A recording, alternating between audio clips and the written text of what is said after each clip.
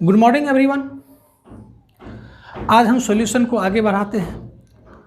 Fourth lecture में हमने बताया था relation between normality and molarity. Normality और मोलरिटी में क्या रिलेशन है, और केमिकल यूनिट में जो अब जो होने जा रहा है इसका नाम है मोलरिटी। और मैं आपको बताया था कि ओनली मोलरिटी ही एक ऐसा एकलौता यूनिट है जो सॉल्वेंट से रिलेटेड है, सॉल्यूशन से नहीं। जैसे हम 1 लीटर सॉल्यूशन में बात किए थे मोलरिटी का, और नॉर्मेलिटी की भी बात किए थे, तो 1 लीटर सॉल्यूशन में। यहाँ हम सॉल्यूशन की बात नहीं कहेंगे, सॉल्वेंट की बात कहेंगे, और 1 kg सॉल्वेंट की बात कहेंगे। तो सबसे पहले हम जानेंगे कि मोलरिटी होता क्या है। मोलरिटी, सबसे पहले इसे एक एग्जाम्पल के द्वारा हम समझें। 1 kg सॉल्वेंट हम ले लिया, 1 kg सॉल्वेंट। इस सॉल्वेंट में मान लें कि 2 मोल सॉल्यूट डिजोल्व है। मोलरिटी को हम स्मॉल m से डिनोट करते हैं। यदि 1 kg सॉल्वेंट में 2 मोल सॉल्यूट डिजोल्व है तो कहेंगे इस सॉल्यूशन की, जब सॉल्यूट और सॉल्वेंट मिल जाएगा तो एक सॉल्यूशन बनेगा, तो कहेंगे इस सॉल्यूशन की मोलरिटी 2 हो गई। अगर आपका ये रहेगा कि 1 kg सॉल्वेंट में 5 मोल यानी 5 मोल सॉल्यूट डिजोल्व है, तो कहेंगे इस सॉल्यूशन की मोलरिटी यानी m = 5 हो गई। अगर आपके पास 500 kg दिया हुआ है, 500 kg सॉल्वेंट दिया हुआ है, 500 kg सॉल्वेंट में अगर हम कहें कि 10 यानी 10 मोल सॉल्यूट डिजोल्व है। अगर हम आपसे कहें कि 500 kg सॉल्वेंट में 10 मोल सॉल्यूट डिजोल्व है, तो 1 kg में कितना होगा, तो 10/500 यानी 1/50। 1 kg में जितना हुआ तो कहेंगे उस सॉल्यूशन की मोलरिटी उतनी ही होगी, यानी 1 यहाँ कहेंगे 1/50 होगी। तो ये था हमारा मोलरिटी। इसको हम डिफिनेशन से बात करें कि number of moles of solute dissolve in 1 kg, 1 kg that means 1000 gram. 1 kg of solvent is called molality. It is denoted by small m। तो यहाँ से एक फार्मूला हो जाएगा, molarity equal to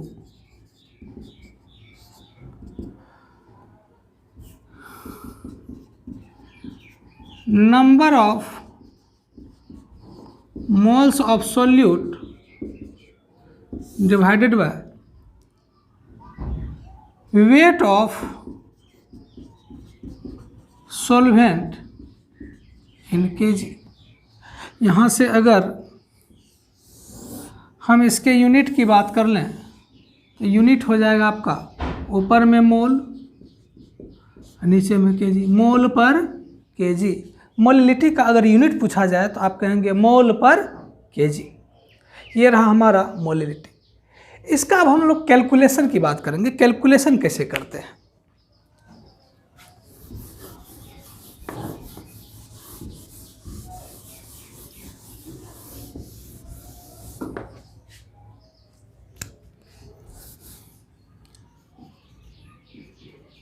calculation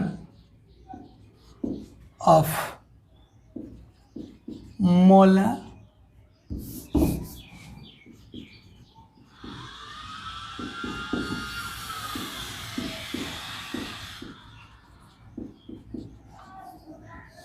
molality. Let कर लेते हैं कि A equal to weight of solute, 1 gram कहिए, यानी 1 ग्राम, ऐसे भी लिख सकते हैं वेट ऑफ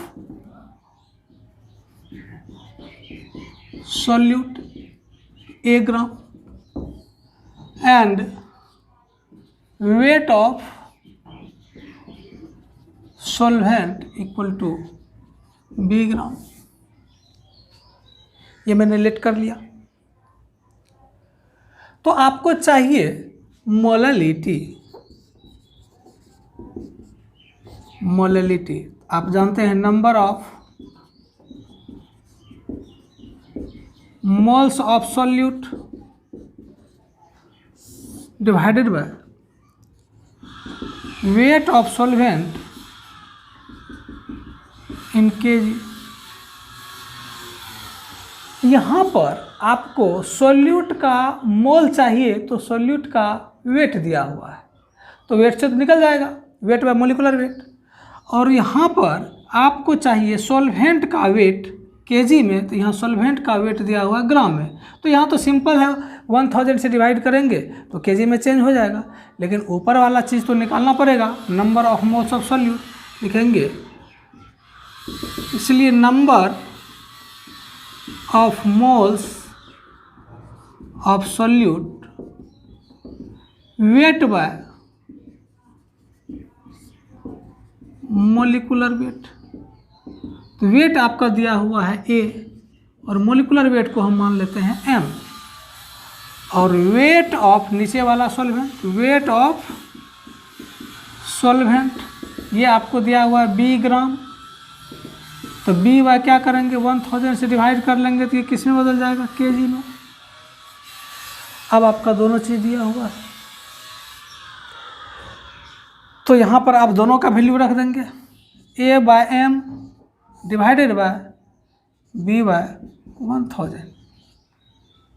इसको आप लिख सकते हैं, इसे स्मॉल m से डिनोट कर लें, लिखेंगे molality equal to A by M into 1000 by B, यानी कह सकते हैं मोलैलिटी यानी M equal to A into 1000 by B into M। इस तरह से हम मोलैलिटी को कैलकुलेट कर सकते हैं। अब इस पर एक न्यूमेरिकल की बात करें।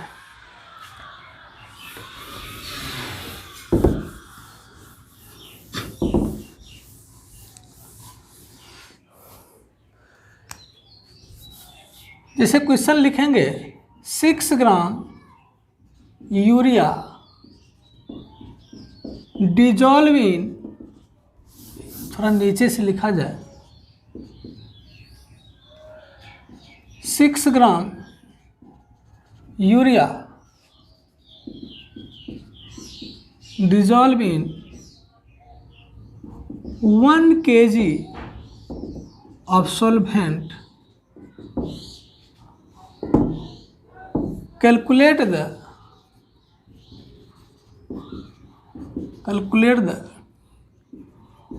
molality of the solution। तो आइए सॉल्यूशन की बात करें। आपको दिया हुआ है कि 6 ग्राम यूरिया डिजॉल्व इन, यानी कि वेट ऑफ सॉल्यूट दिया हुआ है 1 ग्राम, 6 ग्राम, और सॉल्वेंट का वेट दिया हुआ है, यानी कि वेट ऑफ सॉल्वेंट यानी 1 kg। ये डायरेक्ट फार्मूला पर है, यानी कि मोलैलिटी इक्वल टू आप जान रहे हैं कि number of molality equal to number of moles of solute divided by weight of solvent in KG. तो नीचे वाला तो A1 दिया हुआ है, वेट ऑफ सॉल्वेंट दिया हुआ है, केजी में तो केजी में दिया हुआ। आपको चाहिए number of moles of solute, लेकिन दिया हुआ वेट ऑफ सॉल्यूट, लिखेंगे number of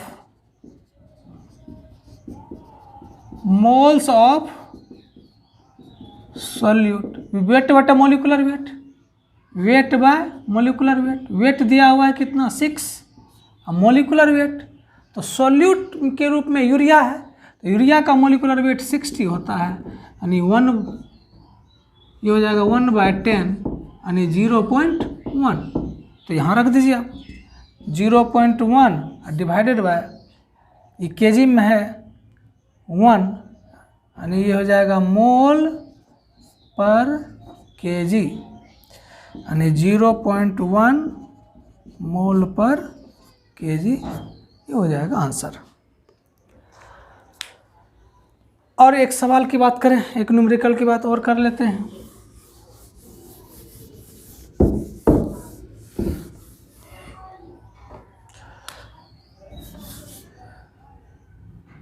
calculate the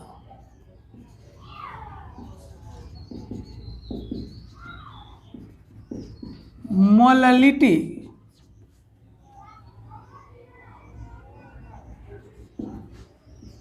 of the solution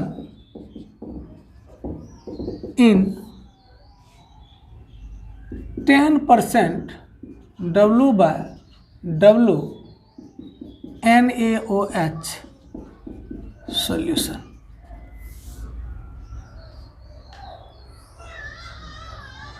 आइए यहाँ से सॉल्व करें इसको। ये फिजिकल यूनिट दिया हुआ है, इस फिजिकल यूनिट से आप लिख सकते हैं कि वेट ऑफ सॉल्यूट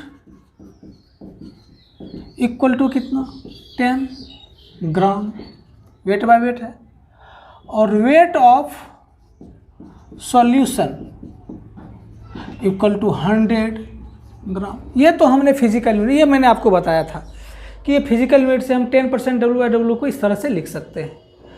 लेकिन मोलैलिटी निकालने के लिए आपको चाहिए number of moles of solute and weight of solvent चाहिए इन केजी। तो यहाँ तो सॉल्यूशन है, तो यहाँ से हम सॉल्वेंट निकाल सकते हैं, क्योंकि आपको पता है कि सॉल्वेंट प्लस सॉल्यूट मिल के बनता है सॉल्यूशन। अगर हमको सॉल्वेंट चाहिए तो ये क्या हो जाएगा, सॉल्यूशन में सॉल्यूट को क्या करेंगे, माइनस कर देंगे तो निकल जाएगा।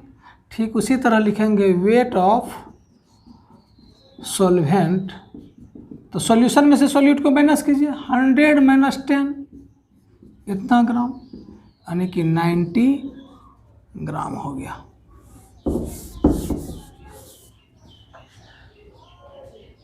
तो वेट है आपको 90 ग्राम। अब आपको चाहिए मोलैलिटी, तो मोलैलिटी इक्वल टू आपको पता है number of moles of solute divided by weight of solvent in KG. तो नंबर ऑफ मोल्स निकाल लीजिए सॉल्यूट का, number of moles of solute, solute के रूप में आपको क्या है NaOH, तो ये हो जाएगा weight by molecular weight. Weight मतलब दिया हुआ आपको 10, मोलिकुलर वेट होगा 40। NaOH का आप देख लें, ये उसका 23 प्लस ऑक्सीजन का 16 प्लस 1, यानी कि ये हो जाएगा आपका 40, मोलिकुलर वेट हो जाएगा 40, यानी कि ये हो गया आपका 1/4। 1/4 का मतलब हो गया 0.25। ठीक है, ये नंबर ऑफ मोल्स निकला। तो ऊपर वाला तो निकल गया।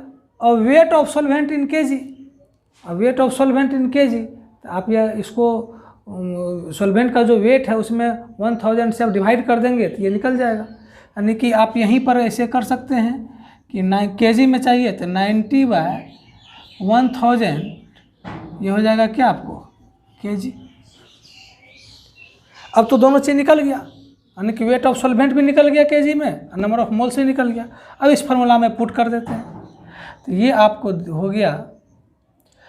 यहाँ से इसको और थोड़ा सा कर लें, ये शून्य कट जाएगा 0.09 इतना kg 0.09। अब आइए number of moles of solute कितना है 0.25/0.09। ये कैलकुलेट करके जितना आएगा वही आपका आंसर हो जाएगा। और मोलैलिटी है तो मोलैलिटी के यूनिट को मोल पर केजी में आप देंगे। तो ये था आपका मोलैलिटी से रिलेटेड कहानी। अब मोलैलिटी का जो भी कॉन्सेप्ट था वो समाप्त हुआ। अब हम लोग बात करेंगे मोल फ्रैक्शन की।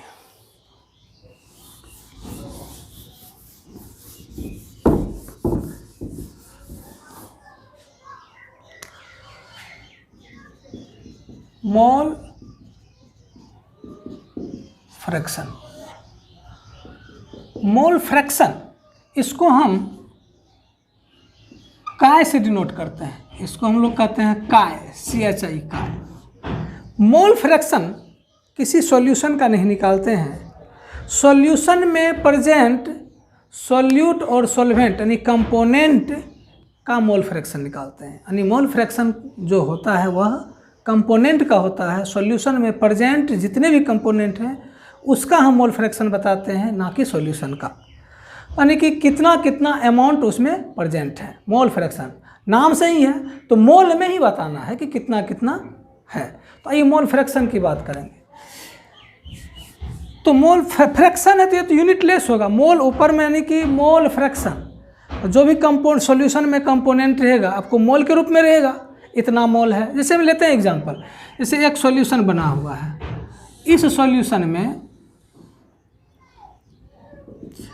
लेते हैं कि 1 मोल C2H5OH इथाइल अल्कोहल है और 3 मोल H2O है, और दोनों को क्या कर दिए, मिक्स कर दिए। मिक्स करने के बाद सॉल्यूशन बन गया। कैसे सॉल्यूशन बना, तो इसमें आपको बताना होगा कि 1 मोल इसमें लेस अमाउंट में है इथाइल अल्कोहल और क्या एक्सेस अमाउंट में है H2O, तो ये हो गया आपका सॉल्वेंट, ये हो गया सॉल्यूट, और दोनों मिक्स क्या हुआ तो ये टोटल हो गया सॉल्यूशन। तो इस सॉल्यूशन में इथाइल अल्कोहल का हम मोल फ्रैक्शन निकालेंगे और वाटर का मोल फ्रैक्शन निकालेंगे, सॉल्यूशन का मोल फ्रैक्शन नहीं निकालेंगे। तो आइए हम कंपोनेंट के रूप में अगर 3 कंपोनेंट रहता तो तीनों का मोल फ्रैक्शन निकालते। यहाँ पर सिर्फ हम आपको ये भी बताए थे कि हमारे सिलेबस में सिर्फ बाइनरी कंपाउंड के बारे में हम चर्चा करेंगे, तो सिर्फ बाइनरी कंपाउंड है, यानी कि बाइनरी कंपाउंड नहीं, बाइनरी सॉल्यूशन की बात करेंगे। तो बाइनरी सॉल्यूशन में तो सिर्फ 2 कंपोनेंट रहेंगे, तो 2 कंपोनेंट में एक सॉल्यूट और एक सॉल्वेंट। तो अगर 2 से अधिक भी अगर आपका कंपोनेंट रहता है तो जिस तरह अभी हम निकालेंगे ठीक उसी तरह हम निकालेंगे ये 2 से अधिक कंपोनेंट वाला। जैसे हम निकालते हैं काय C2H5OH इथाइल अल्कोहल का मोल फ्रैक्शन, जिस कंपोनेंट का मोल फ्रैक्शन निकालते हैं ऊपर में देते हैं उतना मोल, 1 है इथाइल अल्कोहल का तो 1 मोल, नीचे में देते हैं कि सॉल्यूशन में प्रेजेंट कंपोनेंट का टोटल मोल, तो टोटल मोल कितना हो गया 314, यानी 1 + 3 कितना हो गया 1/4। ऊपर में मोल नीचे में मोल, मोल कैंसिल, यानी यह एक नंबर यानी एक फ्रैक्शन प्राप्त हुआ, इसीलिए यह क्या होता है यूनिट लेस होता है। तो आइए अब हम थोड़ा सा H2O की बात करें तो ठीक उसी प्रकार जिस कंपोनेंट का हम मोल फ्रैक्शन निकालेंगे ऊपर में लिखेंगे उसका मोल 3 मोल दिया हुआ है। अब बाय टोटल मोल, सॉल्यूशन का टोटल मोल कितना हो जाएगा 1 + 3 यानी 3/4। यानी वो जिसका निकाल रहे हैं मोल फ्रैक्शन, ऊपर में उसका मोल, अब सॉल्यूशन का टोटल मोल देते हैं। तो यह क्या है, एक रेशियो है कि नहीं, एक रेशियो है। इसको 3:4 लिख सकते हैं, यानी यह एक रेशियो हो गया। मोल फ्रैक्शन एक रेशियो है। तो हम कह सकते हैं कि रेशियो ऑफ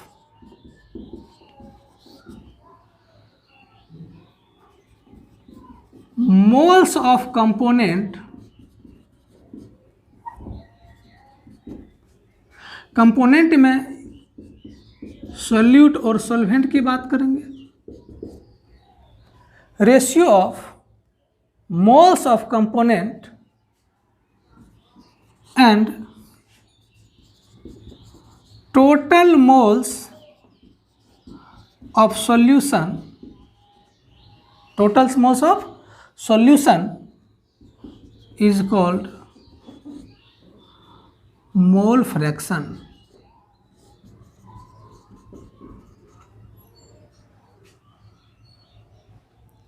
मोल फ्रैक्शन। तो ये तो हो गया आपका डिफिनेशन। इसको हम फार्मूला के रूप में हम कैलकुलेशन के द्वारा हम समझेंगे, लिखेंगे कैलकुलेशन। इसको थोड़ा सा यहाँ पर एडजस्ट नहीं होगा, बोर्ड छोटा है।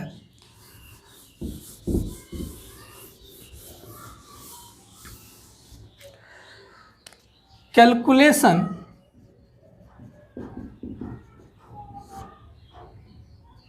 Of mole fraction.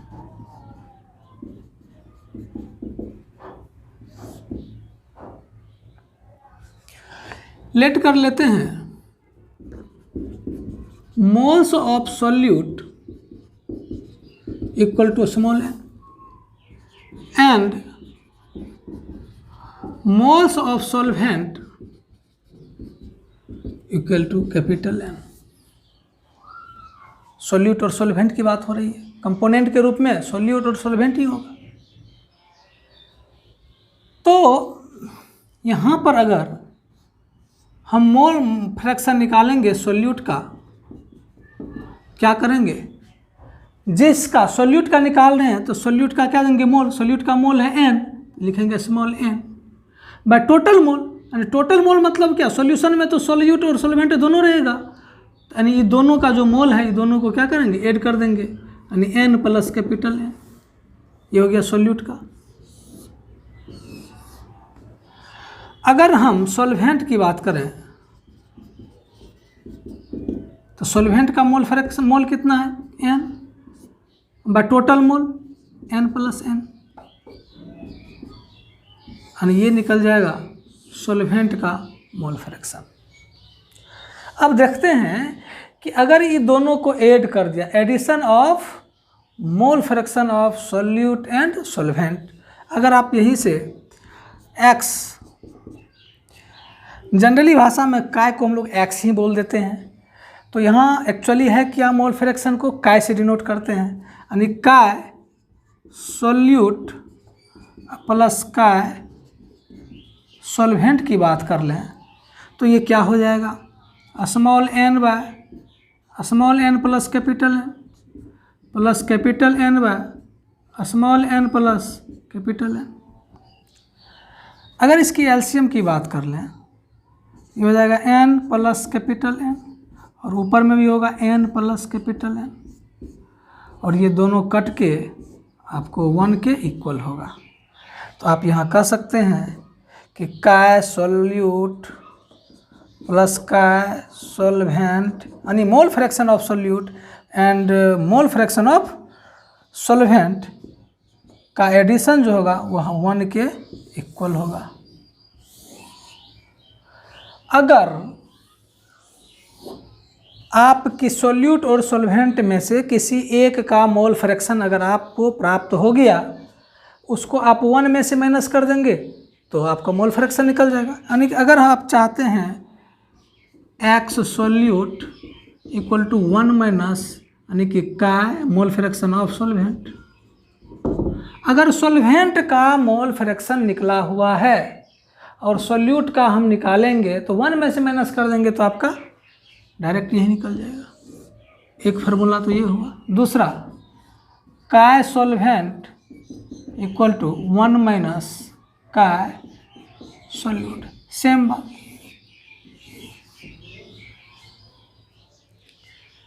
ठीक है, तब तक यहाँ नोट करें। आइए अब एक न्यूमेरिकल की बात करते हैं।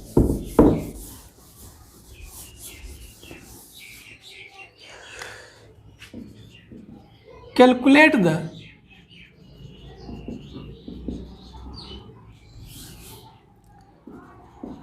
मोल फ्रैक्शन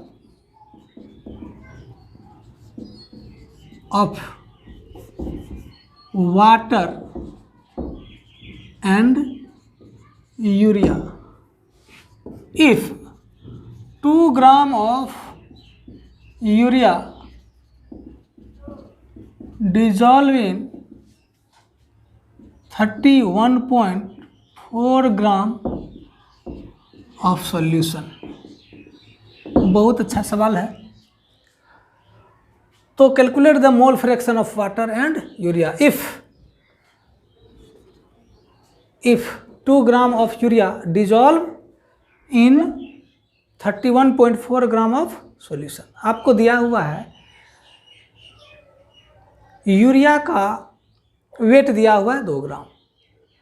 यहाँ पर एक चीज़ और देते हैं कि molecular weight of urea equal to 60, ये दिया हुआ है आपको। तो वाटर और यूरिया का अगर मोल प्राप्त हो जाए, कितना कितना मोल है, तो मुझे मोल फ्रैक्शन निकालने में दिक्कत नहीं होगी। तो सबसे पहले वेट दिया हुआ है, आइए इसका कैलकुलेशन करते हैं। वेट ऑफ यूरिया आपका यहाँ सॉल्यूट है। अब समझेंगे ये कि कैसे यूरिया सॉल्यूट हो गया और कैसे वाटर सॉल्वेंट हो गया। यहाँ देखते हैं कि वेट ऑफ यूरिया दिया हुआ, अभी नहीं लिखेंगे सॉल्यूट, थोड़ा सा जगह छोड़ देते हैं, कैसे समझेंगे। तो वेट ऑफ यूरिया है आपको 2 ग्राम और सॉल्यूशन का वेट दिया हुआ है, यानी weight of solution equal to दिया हुआ 31.4 ग्राम। तो सॉल्यूशन, तो आप क्या करें, ये सॉल्वेंट है कि सॉल्यूट है ये पता नहीं चल रहा है। आप सबसे पहले कोई भी चीज़ निकालिएगा तो वेट ऑफ, इसका मतलब सॉल्यूशन में वाटर एंड यूरिया की बात कर रहा है, तो वेट ऑफ वाटर कितना हो जाएगा, वेट ऑफ वाटर क्या है ये भी हमको पता नहीं है। तो 31.4 में से 2 को माइनस कर देंगे तो ये हो जाएगा 29.4 ग्राम। अब देखते हैं कि वाटर का वेट 29.4 ग्राम और यूरिया का वेट है 2 ग्राम, यानी ये लेस अमाउंट में, ये मोर अमाउंट में। इसका मतलब ये सॉल्वेंट हो गया, ये सॉल्यूट हो गया। यहाँ से क्लियर हो गया। अब दोनों का वेट दिया हुआ है, तो वेट बाय मोलिकुलर वेट, तो आप लिखेंगे कि moles of solute, moles of urea equal to क्या, weight by molecular weight, weight है 2 बट मोलिकुलर वेट कितना है, तो यूरिया का मोलिकुलर वेट 60 दिया हुआ है, यानी 1/30 बस। अब लिखेंगे मोल्स ऑफ H2O वाटर, ये हो जाएगा वेट ऑफ वाटर है 29.4 बट वाटर का यानी H2O का जो मोलिकुलर वेट होता है वो 18, जो भी डिवाइड करके आएगा, यानी ये हुआ आपका H2O का मोल्स, ये हुआ। तो अब तो मोल फ्रैक्शन आप निकाल सकते हैं। आप H2O पहले है वाटर, तो H2O का निकाल लीजिए। क्या लिखेंगे, वाटर का, तो इसका 29.4/18 डिवाइडेड बाय टोटल मोल, तो 1/30 प्लस 29.4/18 कैलकुलेट करके निकाल लेंगे और 1 में से माइनस कर देंगे। आप लिखिएगा जो भी आएगा आंसर उसको आप करेंगे कि मोल फ्रैक्शन ऑफ यूरिया अगर निकालते हैं लिखिएगा 1 minus mole fraction of H2O, यानी 1 में से उसको माइनस कर देंगे, जो भी आएगा वो आपका आंसर आएगा। ये हो गया आपका मोल फ्रैक्शन से रिलेटेड न्यूमेरिकल्स। अब हम थोड़ा सा एक लास्ट जो यूनिट है वो है पार्ट्स पर मिलियन। बहुत ज़्यादा उसकी कोई उपयोगिता नहीं है, लेकिन जब आप कोई भी मेडिसिन लेते हैं तो मेडिसिन में उसके रेपर पर कुछ लिखा रहता है, जैसे आप दाद का कोई देना लें, उसमें लिखा रहेगा फ्लोराइड 5 ppm, तो यानी पार्ट्स पर मिलियन। तो इसका कहने का क्या मतलब हुआ? तो अब हम लास्ट जो यूनिट है वो है पार्ट्स पर मिलियन, उसके बारे में हम स्टडी करेंगे। ये है आपका पार्ट्स पर मिलियन, इसको शॉर्ट में हम लोग ppm कहते हैं। ये क्या होता है? यानी कि अगर अभी तुरंत बोले हम आपको, अगर F = 5 ppm दिया हुआ है तो आप क्या समझेंगे? इसका मतलब क्या समझेंगे? तो आइए इसका मतलब पहले हम डिफिनेशन की बात कर लेते हैं, तब हम समझते हैं कि weight of solute in gram present in 10⁻⁶ ग्राम या 1 million gram, 1 million gram of solution. 1 million gram bracket में लिखेंगे 10⁻⁶ ग्राम। 1 मिलियन ग्राम का मतलब 10⁻⁶ gram of solution is called ppm। मतलब एक एग्जाम्पल के तौर पर हम समझ लेते हैं कि F = अगर दिया हुआ है 5 ppm, इसका मतलब हुआ कि 10⁻⁶ gram solution contains 5 gram of fluoride, यानी कि 10⁻⁶ ग्राम सॉल्यूशन में 5 ग्राम फ्लोराइड है। इसका मतलब यही हुआ। तो इस तरह से हम सॉल्यूशन का जो बेसिक कॉन्सेप्ट होता है उसकी समाप्ति हुई। अब हम बात करेंगे on the basis of physical state of solute of solvent there are 9 types of solution. फिर बात करेंगे कंसंट्रेशन से रिलेटेड। अगर कंसंट्रेशन टर्म में मोलरिटी की बात करें तो मोलरिटी के आधार पर भी सॉल्यूशन 2 तरह का होगा, एक डाइल्यूट सॉल्यूशन, एक कंसंट्रेशन सॉल्यूशन। तो कंसंट्रेटेड सॉल्यूशन कहते हैं। तो इस चीज़ को हम लोग नेक्स्ट वीडियो लेक्चर में पढ़ेंगे। तब तक के लिए बाय।